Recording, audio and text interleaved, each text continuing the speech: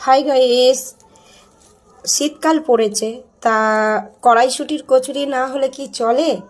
তা আমি আজকের কড়াইশুঁটির কচুরি বানাতে চলেছি। তোমরা আমার এই ভিডিওটা পুরো স্কিপ না করে পুরো দেখো তোমরা। আর যদি তোমাদের ভালো লাগে তাহলে লাইক কমেন্ট করো। আর তোমাদের একটা লাইক মানে আমাদের কাছে অনেক বড় পাওনা। তা বেশি কথা বলবো না, চলো ঝটপট করে আমি কড়াইশুঁটিগুলো ছাড়িয়ে ফেলি। তা তোমরা দেখতে পাচ্ছ আমি এখন কড়াইশুঁটিগুলো ছাড়াচ্ছি। তা আমি এইরকম এক এক করে সব কড়াইশুঁটি ছাড়িয়ে নেব। তোমরা কিন্তু ভিডিওটা দেখতে থাকো, ভিডিওটা কিন্তু স্কিপ করবে না। আমি কিভাবে কড়াইশুঁটির কচুরি বানাই, কিভাবে পদ্ধতিতে, চলো আমি কড়াইশুঁটিগুলো ছাড়িয়ে নিই, তারপরে কথা হবে। তোমরা দেখতে পাচ্ছ কড়াইশুঁটি আমার ছাড়ানো কমপ্লিট। এরপর আমি কি করব সবই তোমাদের দেখাবো, তোমরা দেখতে থাকো।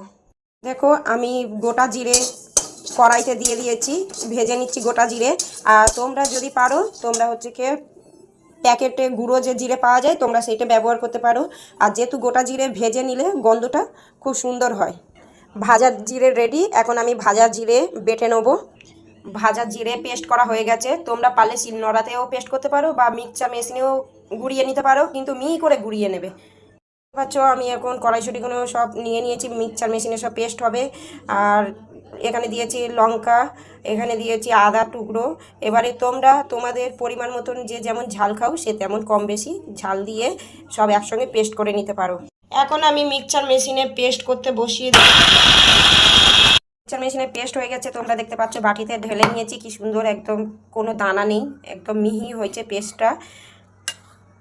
আর তোমরা যখন প্যাকেটে গোটা জিরের গুঁড়োটা ব্যবহার করবে তখন কিন্তু পেস্ট করার সময় সব দিয়ে দেবে উপকরণগুলো, লবণ মিষ্টি ওই গোটা জিরের গুঁড়ো যেটা প্যাকেটে হয় সব একসঙ্গে দিয়ে পেস্ট করবে। যেহেতু আমি ঘরে ভেজে নিয়েছি আমি পরেই মিক্সড করব, সবই তোমাদের দেখাবো, ভিডিওটা দেখো তোমরা। এখন আমি কড়াই গরম বসিয়েছি, ঘি দেবো।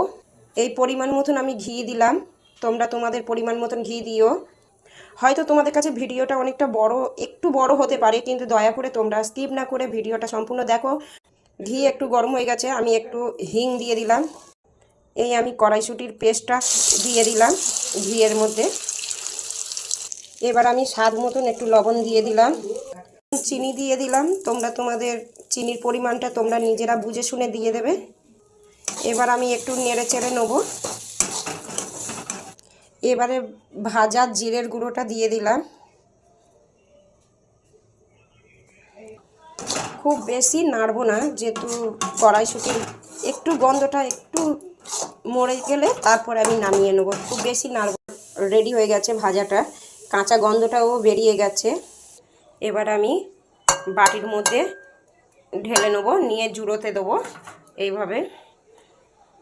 বাটিতে ঢালা হয়ে গেছে, এবারে আমি ময়দা মাখবো। চলো ময়দা নিলাম, স্বাদ মতো লবণ দিয়ে দিলাম, অল্প করে চিনি দিয়ে দিলাম।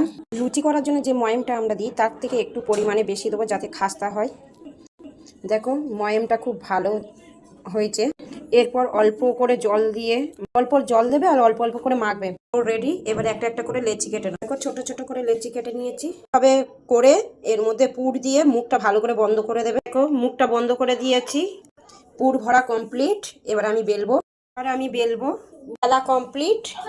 কড়াইয়ের মধ্যে তেল গরম হতে দিয়েছি, কচুরিটা দিয়ে দিলাম ভাজার জন্যে, হয়ে গেছে।